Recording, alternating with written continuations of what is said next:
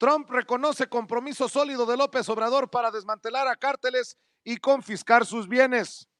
Construcción de un lago artificial y complicidad con Heineken. Las huellas del PAN en el problema del agua en Chihuahua. Javier Corral, el gobernador panista de Chihuahua, acusa que con agua protege a los corruptos que se roban el agua del río Conchos. La tenaza aprieta cada vez a Calderón. El periodista Raúl Rodríguez Cortés en su columna del Universal dice que la pinza que atenaza al expresidente Felipe Calderón lo aprieta poco a poco pero consistentemente y que conforme la cierra el presidente López Obrador, sea por venganza política, por afán sinceramente justiciero, por ambas razones, lo acerca al punto de la trituración, tal y como lo dejó ver la desesperada exigencia de que ya no lo atosiguen, lo que remite al agobio, acaso su estado de ánimo. Santiago Nieto, el titular de la Unidad de Inteligencia Financiera, confirmó en su cuenta de Twitter el bloqueo de cuentas contra el exgobernador de Chihuahua, el priista José Reyes Baeza, pero que no se vayan por la libre, no es porque ande promoviendo las manifestaciones por el agua allá en Chihuahua, sino por el presunto desvío de 129 millones de pesos del ISSSTE en el caso de la estafa maestra. El periodista Salvador García Soto, en su columna del Universal, revela que el anuncio de la Unidad de Inteligencia Financiera del congelamiento de cuentas es algo que ha levantado ámpula y reacciones allá en aquel estado donde la medida jurídica y financiera se asoció con el apoyo que algunos de esos personajes han dado a la protesta de agricultores. Comité Pro Juicio a Expresidentes entregó más de 2,5 millones de firmas al Senado. Algo que dicen en el periódico Reforma es algo así como un milagro, los muy hijos de la chingada.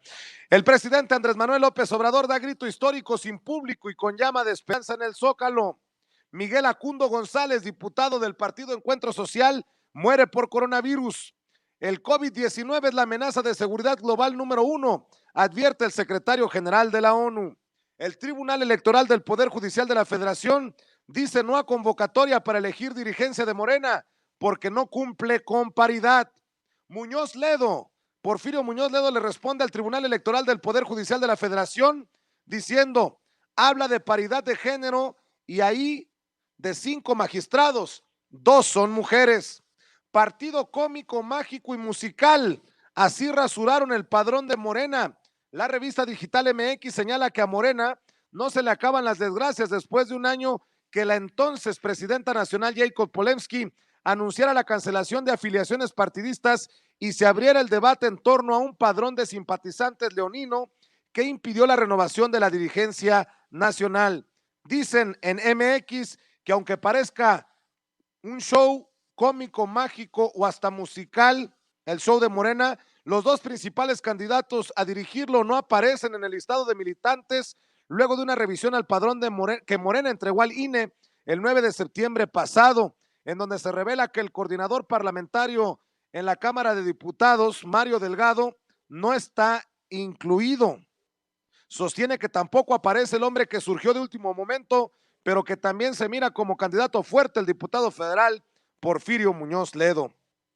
De las noticias que estamos siguiendo para ustedes, sin pelos en la lengua, sin censura, la CONADE destituye a 2 directores más por desvío millonario del FODEPAR.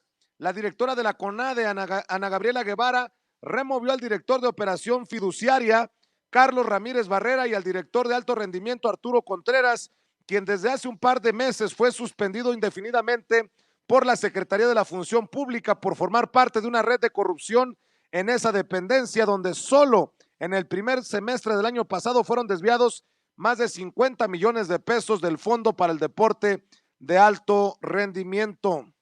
El espacio institucional del periódico Milenio sostiene que de cara a la elección de gobernador en Nuevo León, está en formación un bloque político con la iniciativa privada para imponer candidato a modo, por lo que el presidente de Grupo Reforma, Alejandro Junco, fue anfitrión de una cena en Monterrey con su alfil, el exgobernador Benjamín Clarion, donde los líderes de Movimiento Ciudadano, Dante Delgado y Clemente Castañeda, continuaron trazando la estrategia ya perfilada en encuentros anteriores.